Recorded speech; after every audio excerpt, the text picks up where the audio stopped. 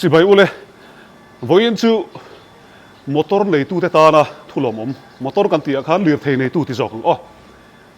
bike này ya scooter này ya motor này ya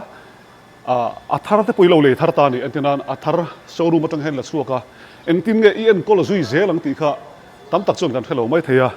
với na hiarin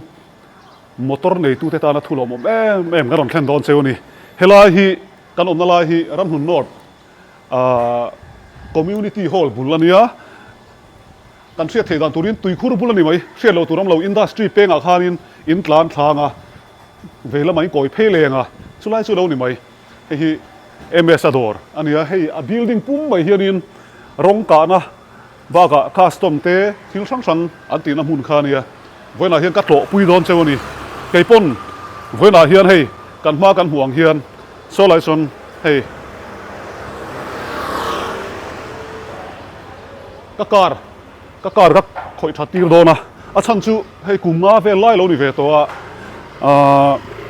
a number po he w ania enge mo neu pem neu khalo nei ve to ma ro chu in huang hian in ala fresh khop maya eng dang wang ni loin ka lei thar tir khan ms garage ten min thual sak veka a to pha ni ten ka ria chu kan fak sak ve lo ni chu chuan hela hin ka bike ka da boka when I hear in motor le bike ka khoi tir dona thil hi fiat fu lo hi om ve theya keipon na chang ka lo thelo wa hei hela hianin ka garage sabi hi ka lo vu atela garage sabi ka vu atel hianin helai a chabi vu na bul lai vel hi tiatlan hian alo no ka arang ta ni chu helai hi heng ta po hi ol sam takin when I hear min ka saknal dona when I zo man lo le nak tu ka lamanga chuan helmet thengin an khoi theyang a chunga hian hei thar pani alo om boka so lai son motor dangan nei boka in chung lama khianin motor an da teu ni na choi boka kan leng lu don ani voina hian hei ka bike nal dewin min su saktura ngai la ka motor nal dewin min su saktura ngai bokang kan en chanang ama hi ms asunia ka pingpui chuan mizoram rong ka thiam hei apen na riwa building lian pui mai hi an lo sa ama pul ti mai la i building to pan melo mi thian ni motor khoi tur vel tan khan chuan ka bike hi eng tiering engai don với lại chuan zo man chu kan tu manga kan zo man lo le nak tu kan ni mai hei chu chuan ang tinge i ppf chu kan ti don em ata thei la ya hei ala arang lang sar zol pui ti meng atengki te i ate la le a head vela hian kan bel don ppf tak ka chu arang ven nan khan arang ven na ani le arang ven na khat namba hian ti chini nei to em nei to tho hei ka scooter hian hei example hian ka mang mai zel ta ka scooter kan bel ta hei bel to vek ani ta chuan tin an hei helai bi ka hen lo en chin tai la tian hei chabi pon kan thai ta ni chu tian hei tian kan sut tak top ta eng ma rang wa hu rang chu eng ma om lo tian hei ka bai ka kan ti veang awan thadon em lir thei nei thar ho khanin i aran in lo chuan hela hian lo ti tir ve nge ro ms garage hian in local pui ve don nia chuan hei tu lai chu ho te kan zep lok kan park na mun vela te parking veli ato te me ma parking fi khon te po then khathi chon an dim lo deuh ka tia i pania po kan scooter hi rang mi lo kha ka chu hian rang ta ni chu parking fi khon po nan lo en mai theya kan eng lo hi rong ka mana to sia min dim sak turin tu te po dim sak turin kan gen thar ni sela an eng lo wang pon ni lo an dim lo wang lam ni lo in atot nu tuk khamo ai nor chuana vela han rang tu thina chu hei ti hian in khoi lai me kan ta tro thar ho hi eng khoi don hei ppf full in kan bel ta chuan ang mai hian hei tin tang ho kan bel ta ni chu hei om zia bera chon privacy a pek pi lama khan ni zung ki direct in lut thei lo ta hei po na tang hi chon thim be kang ina langa ma se chunga tang hi chon eng ma ena boi chung lo ni hei nen chin tai la tan 50% kan mang ta ami anunga hian 0.5% a thim ber chi kan ti kha kan mang boka hei mi zo mai chuan phal lo ti lu tu khi chom lo niang kan mang na se mai tiang hi chu he thar hi ma mi ta lo ni le nga la ma mi thar ma mi chu Europe kan zin pui mel thade uber khani mai chuan solam so enge so po so i helam zo khi mai ti ro mung kha en potang ขลายทาร์ดุมให้ข่อยโดนนะ โอ้ให้กันเบลโซเลยเจี๊ยบกตาให้มีจู่ๆกันเริ่มคมเลยโดนเมกตาจู่ๆกันบ่วยปุยแมกกันดีให้ออกกันโซทอขัดโตให้มีโปฮีกันวล็อกมาปนให้มีตั้งตะกี้นั้นเสียไก่ปนกุมลิจวงเฮลายเฮียนินอีกะโลดอร์ตัวที่มายังกับมอเตอร์ทาร์ติลไลคานินมินข่อยสักเวกตัวอัตโลพานีเต้นกับเฮียนี่จวนเฮลายเฮียนินเป็นมอเตอร์ไงทีไอ้ที่เบรซานิตาให้กันข่อยนวลไหมอะมาให้ยักโครมกิทวิกาดูบกตาดิจูข้างกันกาปัจจุบันเกลี่ยบริษัทนี่นะดูตาจู่ๆกันกาสักบกตาไอ้เกี่ยให้กันหัวเลยงั้นซูมเวลซูนี่ไม่ตายจนเฮลายเฮียนินให้เอนจินเลียนหูไบค์เอนจินเลียนหูให้ที่เอ็งไบค์ไง G1000 มอให้ที่ MT-09เทรนปัสโซซานาตานีให้ชูกัสยาให้เป็นนัลครบมาให้ที่อินข่อยสักเวกให้กันโจตัวตาจนให้กันข่อยเลยโดนเมกอารมณ์ให้กันกาสกามาคันจู่ๆPPF กันเบลนั่นเลยโดนอันนี้รงเวนนั่นเห็นอันนี้เลยก็การระบาดจนกันลบเองก็การอะไรเฮียนคอมเพลนกันในเล่มขบมาอะตูนเส้นเฮียนอากุมมาหน้านี่เฟตโตอากุมมาหน้านี่ตัวมาเซปิมฟักยมเหลวมั้งเฮ้ยอาลัตเตซาร์มาอะเฮ้ยMS กระไรมินคอยสักขานี่อะเล่มเฮียนเฮ้ยเวลาเฮียร่างเฟตเดี๋ยวเล็กอะจูบักจูหันคอยเพอร์ฟอร์มเหลวตัวไม่ตุกเหลวฮาร์เซลวงตัวฮาร์เซลเวจนมีป่าจวนดูเลยให้มีตินตะเวลพวกเขากันตีเวงฮัลได้เมงก็มอได้เองลูกชั่วโมงมาหล่ำทำมาหล่ำมีฉันตัวตุนาปนนี่พูตาให้ชุ่มเตะให้วัวดูไอ้แม่ตานี่จูถ้าเตียงจีกันเบลขจวนชุ่มวัวพวกเขาหมั่งโดนเราตามอให้ลุ่ไทยเราตับจูนี่จวงแล้วว่ามาเสให้direct sunlight ตะข้าลุ่ไทยแล้วว่าถ้ามีฝั่งข้าชุ่มกับโปยให้ลุ่มหัวมตูดคาเฟ่งเวียถ้าขันแต่โปตินัวแม่มาหมดชุ่มอะไรเฟรชติวิวเราหมดอีกอีกก็ทัดในให้หลังเท่าเรื่องเราก็ให้โดนแล้วว่าถ้าเราบอกก็ติดโดนเราไม่หล่นทันให้ก็จวนอะไร fresh เลยตัวพี่ดีมเด็กเฮียนขาลีละอยู่หลงบกอ่ะถ้ารังลักกันเราให้จูชวนให้เราหิ้งลกกันตีละสักเวทให้ฉากกันตีเรียวไหมอะให้ฟอร์เรนเวลาให้ชวนิน7-11ออกมาตลาดเฮียนิน8-11ออกทุ่งอ่ะอันหนัวมันยังไงหลังว่าเราปะอันทุบทับไหมชวนให้เราหิช่วงหิลูเฟลบางไงตัดอย่ามอยลุตุกที่เฮียนินอันนี้ทุกเต็มน้ำซีโร่เราก็เลยได้ยังเรียเฮดอร์ฮีMSให้ร้องกันนะบุรุษเฮียเราออกมาอันสวยดานชวนจิงดารีตัวนั้นจานดาร์สมเทงค่ะชุมเราจัดลวินอันห้องชีนั่นนี่ถ้าครบไหม7-11เนี่ยเราจูมิโซรามาเห็นอมเวสก็ติดครบไหมมาเสอะไรฮาร์ซาเดอไม่เทียเอ็งไล่พอคนตบคันนี้มาเลยว่าชักกินชวนตัวน่ะชวนินMS กระสีโจรามีปุยมากันบีเชียงันกันลูปุยโดนกระชุ่มลูทีละMS กระชุ่มลูตาเฮลัยท่าก็ต้องเฮงบุลกันจันเลยโดนนี่กันจันทะเลอังโจดูกันเลยมีปุยเสียดูเฮ้ยมาโซนละกัลเซละมากันโซนมามิโซรามาเฮียนินลีร์ไทยในกันตั้มตัวมาจุงแต่ตอนจนินอัดหัดกันนี่นะฟังดูเห็นกันบล็อกเด็กแค่นี้จวนให้กันโจดกลังหัลปะวังPPF เบลที่รอดให้กันเบลโซเชียจุงแต่จุนี่มีปุยนั่นเสียดูตัวจูมอเตอร์ในทาร์ตาอารานเทลนะถ้าเราเบลเวงดเสละเอ็งซัดกันเสียนังเอ็งซัดมันเงี้ยมอเตอร์ปะขัดอันเสียนกลางปุยตีแต่ก็มีสิทธิ์ให้ชวนPPF บีคีอัตโตตามอเตอร์อาเฮียนให้สิงเอ็งวันนี้ซาจะจังหน่วยจวงมันแข่งกันในตา PPF บีก็ฮีมาเสเขามีอาคารwarranty ฮีชัดเจนก็เรียนกันไปตามันเราโตทำโตนี่จูติโตไม่ยังข้างอาคารเอ็นตินันไม่ให้ตาแต่พอเอ็นตินันหน่วยจวงเต้นเราเซ็งตานี่จูเบลมันอาเฮียนข้าให้ investment นังที่จอกเตียงเอ็งพอฮีเราติดเฉพาะเทนดิตาเอ็นตินัน PPF เอ็งเตียงแบรนด์ชาโปมังไตดา insutu proof บีเรานี่จูเอ็นตินันให้ parking อาเต้จุยลารินเราไตตาเสอัจฉริยะเทวกเท่านี้จูเองที่กับ PPF ชาโปค่ะข้าตาตักขันวอร์นตี้กันเป็กเทจูเอ็นที่นั้นบุญเนตตาโปที่ลุงอิน PPF กันเบลหัวลุงอินเราตักดดโปนี่ตาเสข้ามีอาคารให้บุญเนตเซตชาตา PPF ชัดเลยนั่นจูสิงห์สิงห์ทุ่งจวงเสียงง่ายอย่างงี้นี่จูข้ามีอาคารเอกันให้นับ PPF ฟรอนเตียร์ที่จะจูเป็นจริงแค่นักเลมเตลเทตานะคะเอ็นที่ก็สวยอย่างPPF เบลนู่นที่เราเชตาจูเป็นจริงอาการเสียมสักนั่นแต่เด่นจริงสงเตเนียนคันอันที่นั้นสิ่งทุ่มจวงเสียนตัวราคาสั่งที่สั่งอาบักเสียงง่ายเรานี่จู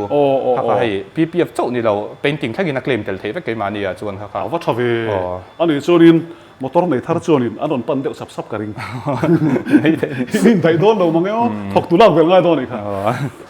chuan kan installer ta poi soile tai la hei Bangalore tanga kan cha chho ni ta vai hei professional kan ti mai non mi zo ho hi kum tam tak experience lo nei to hei vai bilar tak tak motor te polo bel sak to thin an nia hei motor te po hi an bel ne so em mani true healer theng pon an khoi theya chung vel la te chu an rin tla kan ni ti kha karon sai du chu yes avan tha em ole tuna chuan a pia tang hi kan lut pheyanga a chho zel thlen lo mi kha la chho zel thei hi zo du ka nei le ta ni chu hei timai ang mi zo chuan in a hello tam tak chun super bike kan timai ang a super to ni heti ho wi chu heng po ina an ron ka tir ngam cha chuan hetiang nei sin hi chuan thilam thedon tarin danin ne anu luk thei khop mai heng ho hian an ron ka tir ngam tlat mai a chu ani le ta hianin original pen kan ti kha ani ai original ni to chi lo ta hei kan ka sak ani ta heng tei hei rong vek ani ta sticker kan mang lem lo ta tai chuan ani mo chu hei soeng khan eng tenga pen tha po mangila hei alo rang ve du thin tu kan i chu heting ang no tei chu mi rang ve na tur chuan hei PPF in kan laminate sak le don ani hei chung vel chu ni do mai hei poi PPF kan bel sak le bok ta mo rang ve nan hian tharia wa hian hemi nei tu pa zo sa ma hi mo hei kan chen pa ni a thil uluk lutuk mai uluk lutuk mai ani a hela ya ron ka tir chuan a thadon chu fak na pakhat ani zo sang a pon mi lo rin ngam chuan kan lom le ni hi po ti hianin chu hi lo chuan atlan chho mai tan chho thei tur khan tian helai chu ani le he building hi tun ma tanga in nei sang le nei sa ni chung lo mi ai ma mi ka chu kan chen nei in ni ta mo i helai ya building zo ka hi chu i kan ram dur la mi ho kan shala chuan khami tanga kan lei khan ni ta chuan i lon te kan lak ba ka hian hei sarkar scheme neu hi hei ham that nei kan hu ve a chung sarkar scheme atang chuan poisang mani zat kha hei mo chang arul tur khan kan dong ve le ni chu khang mang khan hei kan sata chung te po chu in zo khan khang ai tlat ms a hi tlangwal fel tak mai ania a chung te nan ring ngama ti mo yang ti hianin a mun tha tak a chung te panan chantir ani ti kha a thu del kilna han mang nok ila hei ang bai nge Honda CBR 600 ani hei 600 mo helama hian Thunder Meteor 350 Meteor zo kan mo hei zo hi 650 ni ta 650 hai hei chu hei alungai bike ga kan ti dan thura chu ni ta hei heng powder coating ve kan ni ta hei mi hi om je chuan rong ani to lo ni chu hei hei triple tem hei ni me tan hriat thiam dan tur zo he ta mi tur hi chu rong ati ri wat chu na he thei lo thin ni chu rong hi chu powder coat mang hian kan ti ta hi engine ho ni he nang reng ani chu engine a nge dan nen ka bai kan man tur chu hati ngang hi kan mang thi ram man tur nen ta powder coat tak phei chu Mizoram a chu no ati thei om chun kan nin ka ria notice apon an tam lo viau mai thei kha chu to po atlo le ni hei chu khok to lo thur ma ngai chu ni he mi chu chung chu ka beng var sot ke ba hi ma tha he mai chuan hi room dang en zelang an light han set up vel point an al hop mai a chuan kan lo nga pa khan hei in thir kan du pon in thir an luak tak hela hena oma hela hianin enge lobby te alo ha the ni ta hian du le lo thut ar thi don ni chu chung ho bin thoi le don chung la ma du le chho le chi la helai poi en thei tho floor exam hei floor ni na ni ta mo chuan hela hian hi rong kan a pen bu thi panga kan ne hei chung si ka pakhat chun ta two wheeler kan kap do big ta hian a base coat ti vel ho hi ni ta chuan helai hi headroom kan ti mai ka sa da na ni helai hian kan ka zo him te kan da ta chuan helai hian clear kan kan mang le thin helai room hi ho hi ong kher lo me ari tui em oi kan rui pala anu ble mai a mai om na nen sei nom le he mai then so space to ta chuan kan chho thui le ta hei floor exam nge hei floor thum na ani ta chuan heta ma hian non mizo ho rian ani ta helam rian nan mang bo rian lo ila chu I have a chen hi du san ti nan thei tho hei tian a chunga hian chimney te washing machine geyser fridge thlegin kan provide bok ta an ma ni chuan heti lama hian hei accessories vel room ani ta hei het la hian tian thil no duin kan lein da khat vak lo tai kan la ready tok lo awang hian du chuan hei loi hul step om ta chuan tiếng no car care product vel ho ni me amin bera kan ti tum chu kai mani brand he mi car care product vel ho hi ni ta chu kan lein pe fel tok lo wang hian kan lein no khat chi lo ta chung vel ho chu ni me tlang puya kan ne chu kha khaman lo an lo thei ta ni car care product ti vel ringot po kha se chiang lo ve thei ta tinan ka soi thiam dan chuan ka motor a khona chang chuan alcadra te kan chin per ta ni chu ka tiang ti re nang chi tha i kol vek ti na ni thei ve kam khang ho wang kha chu mo a thu klem na te du le kan en chin do ni heta siam na kon se bing na pe kol vek ti na kol vek tho o khang ho kha chu chuan he hi khang kha form wash vel thun na te ni ta mo heta asil na khol no te ong ta hei huan chian kan ti microfiber toast ti te hang no te kha bok ta lai chuan alloy wheel te hi zuar hal boka zuar an ni do ber mai hei chu om je chon mizo car bazaar ne hian kan in collect ta hei accessories le tiang vela hian an bung ro hei tian an ron stock tel tan ma ni pon ke nin tian kan lo sal saka hei kan thok du nang ani do ber mai chu om je chon thil tho hi hei chu ange accessories vel da na tur tu jang kan lak no kang reng hei product vel stock nan hian kan lak man hri wang hian mo chon he ta ma hian ai zo la chuan in a chang tlung de per hi don hi ka kal to chin a chu tlat maya chuan thian la char char meng hei lam hi ain pol ya ta hela hi nge hei lam hi mizo choi na vel na ria na le choi na vel te om hal ta lama hian chuan hei sir step hian a po ta in chung nen mo hi in building bok mi nge ai chu ni chia lo om je chu kan veng hol ani ta mo hei chu i parking vel khamin lo offer tan ma ni khan hei parking ang aya kan luan ni chu mingin kan pinga temporary dawin chuan custom vel khoinan kan mang ta helai room hi chu mo chu parking aya ni chu kan man mai hi a body frame vel kan ti thar don bok ta engine down pui hi boi thak thina wang hian tian kan tuam ta alang theng lai ai don CB350 RS ani hei chu custom du kha chuan in helai apan thei vek ti na ne mo ni chuan ta hian hei custom hei master pon lo not na sakop mai hei si master nga ti no ni ma me che khal tura ani mo awa thabe me chin bai kan khal du point an no niam sak thei ni chu master hen pe cheu chu du sak de bi gang chuan hei RX 100 ani hei RX zo RX mo chuan heng ta poi in khoi chua to nu en cha kom he me hei chu ni ron na liu tura nga yang hei hemi tengki quarter poi kan siam thei vek bok ta mo hei kan khoi tron don ta tu na den puller ve lom ta ge sul ding tenen kan timmer le vek don ni hei poi yes in chan tlung le mai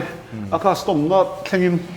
chuan hei car care product ni china kan lo soi mai kha ta hen eng mon chen hi kan da ta ni chu heng ho hi hei a siam na call train khat te po tlem ani dang zo khi chu hi ta i kan in lam zo kan da wang hian kan display vak lo tai a call atanga generate na vel te ni ta heng ho hi mo chuan hei chi chang tai ra man tur big te chuan hei glass cleaner kan ti mai hei glass ti fine ani ta chuan hei kan best seller ani ta ecorins kan ti mai waterless wash kan ti hi ni ta hei lir thei te polo pota ni chu hei kan lo sil man lo ta chuan ni khwa te pon tian kan spray zo wanga tia shruk thok thok kan hei chu fai thei hai ha le heng hi aman hi kan la final lo ta mo kan la launch pa ngai lo wang hian ma dawr in supply don em miron vian lo hi chu nom ve a aman tur hi kan la final lo wang in ma se to lo wang zan hi le ti vel bak pon ni lo wang mo chuan có bổn bề sắm khăn cần tiếng anh tiếng anh mấy sôm trên anh lâu lấy chuan chút thì ra free tiếng te tiếng tại đâu khăn ho cần xem hay tôi năng lại thấy chuan alcadra tỉ này thì trăng cái em mà hay công anh xem nó sẽ ta vàng hiền hay hi na khi nào po cái anh xin đón đi motor alcadra tỉ này chứ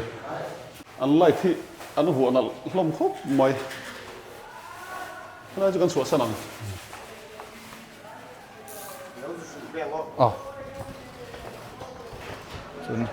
chung lomเลยin chung trong hin akal thei bok ta wo chuan i helai trong po hen akal ton thei ve ni chu lama trong hin motor lu chho thina ms iming pum hi nge ma som tu ania ka fa pa nei nang ni chu car son anian so kan da bin chung lek ani chu la hi som ti thani motor rong kan na bi kan ni ta swift thar chi hei khoi don hei rong kan no tur hi tam ve a hei bonnet ti te bumper le no a hian khoi tur hi om nu la mo ron chei tir cheu pon tam view lo mo sui fin tamang reng khom ei tu nai chu hei paint bu ta ni ta het la hi rong kan na room vel ani bok ta mo tian hei painter na boi pui me ka tu na hian hei ให้ปอสวิฟ swift 头ให้ที่นุ่งหินสุขวัวแล้วก็ให้ไล่ไปที่ที่ละโกอย่างไรก็มอช่วยขาชินปนเตียนให้ปูตินกันเซตรัวเล็กตัวตากันเดินติงหัวพันเตียนกันโจจนอากาศให้ช่วยนี่เดียวตัวเองจวนอะไรลำปังโซ่ให้เราก็ให้อะไรโดยสูงเหมือนให้ปอสวิฟ头สวิฟว่าต้องเลยส่วนให้ไอทรีนจีกงขาที่นี่ตาให้อันสุดสักหมานี่คันโมเช่นสั่งเร่งเร็วขบไม่ได้ไล่ซีร์พีเวลิตัวนกงขาจะปล่อยเทียร์ตาจู่ๆเยสเวลดิ้งฟังคันกันเซตเวกตาเดินติงเตนแอนกันติดตาจงกันตีสัวคันปุตีกันตัดเลยให้ปุตีไม่ขี้เราใส่หลังเลยไม่ตัดเลยให้กันมันที่ไหนจะทรูแกปุตีนี่ตาให้ขี้โครเม็กซ์เอาเฮียเนี่ยชัดโป๊ะจะขบไม่ให้เอาวิจูเด็กก็สวยให้อันนัวขี่เตียงแต่ข้างแต่เขาอุ้มเวงไอ้เราตานี่ให้เตียงเขาปุตีบีกะให้จวนให้เตียนหน่อยให้ปุตีจุกันโนดรันเลยเดี๋ยวเวกโดนตาตำจกจุกันปวดช่วงเดี๋ยวเวกกระเดียตาให้จวน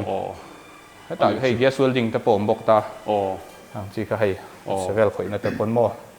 อังเขาค่ะนี่เด็กไม่ส่วนให้มาในไบค์กันเห็นนะอินฟราเรดไลท์แต่ปอให้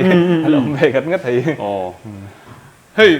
สุยฟันข่อยนั่นคบมาอ่ะก็มูจิน่าเห็นปทุมปลีเวลันข่อยอ่ะสุยฟิกันสุยเวไม่ดูชูการเลยทาร์ตูเทียนินขาลันรวมก็ที่ไงสุยฟิปักนี้กันไหนนั่นตัวมาขันมอเตอร์ดังกันเลยจ้าวะการขันกันฝักเวลก็นี่ชูสุยฟิขันรวมก็ติดลับมาอัดเทนเวลวะบ้ากะอัดโลวะบอดี้ริมมีอัดโลบ้ากะเอนจินอัดฉากกันที่ก็ข่อยง่ายเราเร่เอนจินเพื่อจะเอนจินท่าคุณอ่ะsorry เอนจินออยล์ท่าคุณอ่ะกันท่าเลยตบตาอะไรเวดูข้าชวนนี่การเตะเลยดูจนสุยฟิเลยเราอินชีร์ระวังนั่นที่นี่ใช่ชาร์จอย่างเงี้ยแต่ไม่ตุนอ่ะพอสวิฟต์เนี่ยบ้ากะอามาฮิโมอันนั้นริมซิมให้หันเอ็นอุละอามอยตัดจวนอินจุงกันโชว์เลยตอนนี้ให้ลำพี่อะไรอมเลยตาให้ฟลอร์ตั้งแต่จนฟลอร์รุกให้กันบางตาให้ฟลอร์รุกงานนี่ตามก็ส่วนนั่นนกทกตัวเองใช่ไหมเนี่ยทุนน่ะตั้งที่สมฮีเลยทีเวลหันสวยต้มโดนจนออกกับเจียงที่เราสมฮีเลยทีเวลจู่กันน้องมังเลยไอ้มานี่บีกับฮีให้ไล่ในหนังเราเช่ากันในตาถกกับแต่เขาฮิโมเป็นตัดเตเวลดัดเจียงขนาดชันเซลินกันน้องมาปีเปียนอินสตอลเลอร์ทีแต่จนข้างๆไอ้มันก็มอนิเตอร์ปุยเดาต้องปฏิบัติไหมให้กัน product well factory ตัวข้าในตาไล่รูมฮิโมมุมมันจะเป็นกันเสียมโดนตาข้างเวลาค่ะจุ่มเลยให้เราไหมเราอมเท้าจนให้ทำเวลที่ให้กันเลยใบอินทีเรียเขาข้างกันเราฝักสักแบบชิมชิมให้การรุมแบบที่มินเคยสักโดนตากันเลยใบอินทีเรียแต่ขันให้แล้วมันเจี๊ยเราได้ว่าอันมานี่การทาร์เวลจังให้ยันซุนซมโดนนั่นดีให้ซุ่มเวลพอให้อันใบนั้นเลี้ยวตัวละง่ายยังให้เตียนเจนน่าดิห้องพักที่ตอนนี้ว่าเจนไม่เราซุนจานที่กันบ้างตายถิ่นบกเสียมั้อันนี้ชุดนี้น้องไม่ได้เสียงโดนอันจะไม่ตีน้องไม่ได้อมโดนอันนี้เดี๋ยวไม่เอาหนูละตามชุดนี้เฮ้ยภาษาลาวกันดิครับก็ลุยตู้ที่เอามาบอกเวตัวนี้กันเชียร์กุมตัวเวลาช่วงนี้เฮ้ยเมื่อสักทีเซฟดัตเตอร์กันล่างไงรีนุ่มเวลาที่ก็สอบสิ่งเลยจ้างที่เล็กเชียงรอกันชุ่มมาเลยเชียร์อินโปรดักที่เชียงตักอินกันเวดูทัดสันชูเอ็งเตี้ยอินตีเงอินโปรดักที่เอ็งตีอินสองบอลดานตีไล่ที่พวกเขามีปุยปนนักแค่จาริงกันริงจู่ผมเสียจวนไอ้มานี่เสียมชัวกันหันตีรัวเห็นเอาไว้เสียมชัวไม่คิดจู่ไงน้ำบิ๊กเรานี่จู่มานี่จวนลกก็จะลงใช่อีป้าก็แค่ต่อตานี่อีป้าฮี PhD เคมีสนิงกับเรียอดีตนี่อดีตจู่มีจู่อปุยเจมเตียงที่ไรกันพังจังไกลเวียงอะไรงั้นฉันจู่อันมานี่ให้ subject อันเทียมที่เราหนีหน้าคานให้มีกัน product formula จุงจังเวลาพอเฮียนกันพังจังไกลเวียงเรื่องขบมาอย่างกิ้มให้มินตีสักการนี่จู่ต่ำจกผมจะจู่ให้เบสจังต้องประกันเสียมชัวจู่นี่บิ๊กจู่เราตาอันที่นั้น chemical แต่กันจ้าค่ะ activator เต้นกันติดสักการนี่จู่ chemical ละค่ะข้างเขาบอกค่ะเสียมน่าเห็นมินปุ๋ยใต้ให้ละเฮียนเล็บอังมูมัลได้วินเสียมนะคะด่ากันตุ่มบกตาให้ตัวจนรักนกกังเรงง่ายเองมาไม่กันแล้วละเทียเราเดาตาเทียก็เห็นขี้ตากันนินลำโซกันกันเสียมป่าตาจนให้ตาเห็นกันเสียมสักกันฟิลเลยตานี่จะโคนบางพันข้างเขานี่ไม่ให้ product บิ๊กกันเสียมด่านตั้งปุ๋ยจู่เป็นวัดทับสินให้ไหมกันเทียนซองทิ้งข้าตั้มเลี้ยมหรือว่าหันโซ่เจียมตุ่นเสปกกับเราหมดจู่จุเลยกันสวยเสียแล้วมาตัวแรงไหมชุบพอดเองที่เห็นป้องปุยโปเวเลยไหมโม่ที่เห็นไอ้โปตั้งเหลี่ยมหันเล็กตาโม่จนให้ละมัน access น้องเลยบอกได้ชุ่งหรือใน tiền cần sending area khá lụt để thấy chia ta ê hết là hi ăn lâu khởi mal mai master không về lên từ master lâu riết rồi master lâu rồi anh tìm việc kia mà bỏ hay hết tần thế bố em tìm chưa đây chuan khá là mất con tiền lằng tiền hết tiền ăn lũ bỏ lại thấy ta tiền nín hối chúng nó khá này lại đâu mấy hay lại bị cái thôi hàng tiền là khá hi tụi nó đang hú mê khi super nifir lung ngay đi cùng ngay mày đi press về này tụi nó tắt cái chuyện mồi đâu không mày in hoi kan suk le to hi building khani ms garage mu nom khop mai chung ti chuan kan han tei chung rei lo te po hei tlangwal hoin an bike rong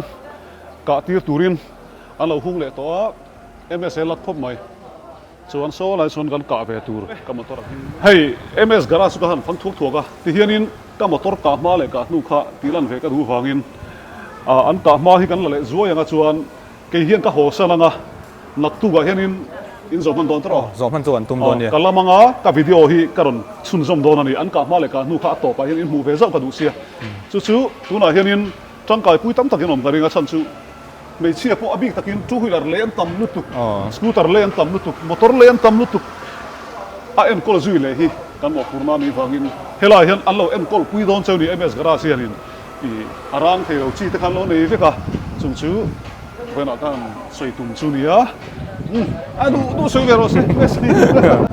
an lo tire vek thei to turanga yang tero mesa tire vek to ne ka ho ka chu discount kal puyam tu na hian mi puya kal pui ti em pom chung lo ai tu na chon nang mai ka discount tu ra cha se de yang tak tak hei lom thu sei ve re hi ka dawr ma hian sui lo ari dup dupa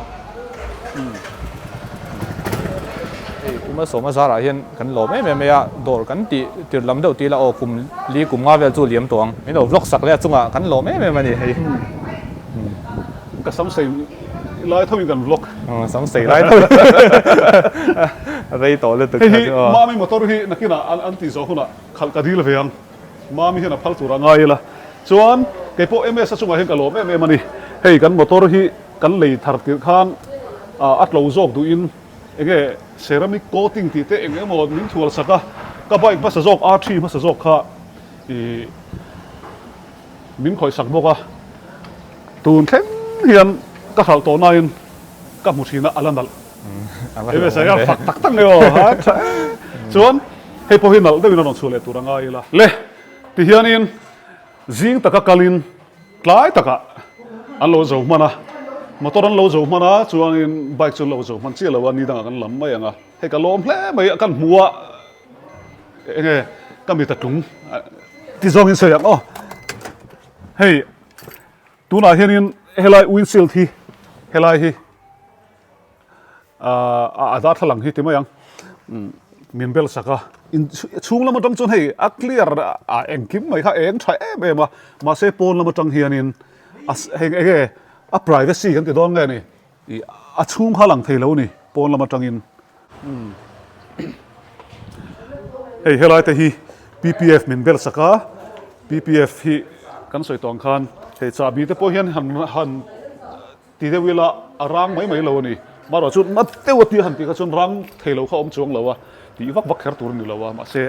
motor kha veng hi mani chu tula hian scooter te bike te motor lei kan tam lutuka ejena anthal super registration tin tam em khan in lir theite atlo le zual in du chuan ms garage in lo pan venga ke po he ka voi ni pan na ni ka voi khat pan na ringot po kha ka dai rei khop maya he ka voi ni pan le na ni he tuna hian ppf te milo bel saka kalom khop maya he po hi pathian zara namte om chuan thada min kan tlan chu pui le tur anga ela ti chuan sei le sei nu pakhat jok ka bike pakhat jok himin khoi sak me ka wangin ppf an bel dona chu kan hak to lo ngani danga ka lam mai anga hei kan video nei chun ni mai sela ti mai ang me sa hi kan tilang ve reng reng phone number ka dalang dona ama phone number ka danga booking te poti hi langai mai theya chan chu hei lo lu thin tam ang renga vlog ma hawin a khat tun mai a dawr hi chu khe chiang duin om chu na ma po hi a bel in va lam sak them local man lo khanom theya rule da na zira ni mai kami big ka chu biak rem da na zira the lo ti pom chung lo khoi ve du si helai mun vakal man lo khainom theya ta chon an nau te hian anon lam sak ve thei tho cheu ni ka bai po mi ron lam sak thowa chu wangin in lo in be do ni phone number kan da do na ms garage ramhnun not hemi community hall bul chia hian an oma tui khuru bulin tianga se lo tur om lowa industry penga khanin tlan thlanga chu ta tonga hla lo te a chun ani mai kalom hle mai kan kal bona bye bye ule chung de win le ale